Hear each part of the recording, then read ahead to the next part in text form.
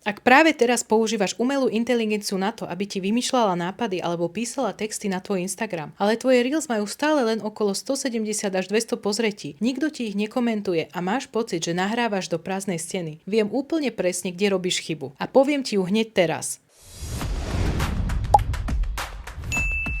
Ak si na mojom kanáli nová, tak ahoj, som Natália, content creatorka a online podnikateľka. Nielenže tvorím virálne videá z nášho každodenného života, ktoré majú miliónové dosahy, ale zároveň učím ženy, ako si z Instagramu vybudovať úspešný biznis bez vyhorenia. Dnes si dáme taký menší reality check o umelej inteligencii. Keď totižto scrolluješ siete, z každej strany na teba vyskakujú tipy a návody, ako ti AI vytvorí obsah na mesiac dopredu za 5 minút. A ja som už skúšala rôzne tieto postupy z internetu alebo z videí, ale moje videá po nich mali úplne nulové reakcie a nikto ich nepozeral. Umelá inteligencia je totižto v podstate len extrémne rýchly, ale trošku hlúpy a lenivý stážista. Keď mu len tak napíšeš, vymyslí mi vtipné video o cvičení, alebo napíš mi scenár o podnikaní, vyhodí ti to ten najnudnejší, najgenerickejší text bez akejkoľvek emócie. Určite to poznáš. Znie to roboticky a ľudia na Instagrame to okamžite prekúknú a proste preskrolujú ďalej. My s ľubom umelú inteligenciu milujeme a používame ju denne, ale robíme to inak. Nepovieme jej vymyslí nám vtipné video. Používame ju hlavne na rýchly brainstorming. Poviem jej napríklad, vygeneruj mi 10 absurdných situácií, kedy sa žena naštve na muža kvôli úplnej hlúposti. AI nám vždy vyhodí nápady a my si z nich vyberieme ten jeden najlepší. Ale tu prichádza ten najdôležitejší krok. Keď máme nápad, zamyslíme sa nad tým, aké situácie sa reálne stávajú nám doma. Ako by som v tej konkrétnej chvíli zareagovala ja?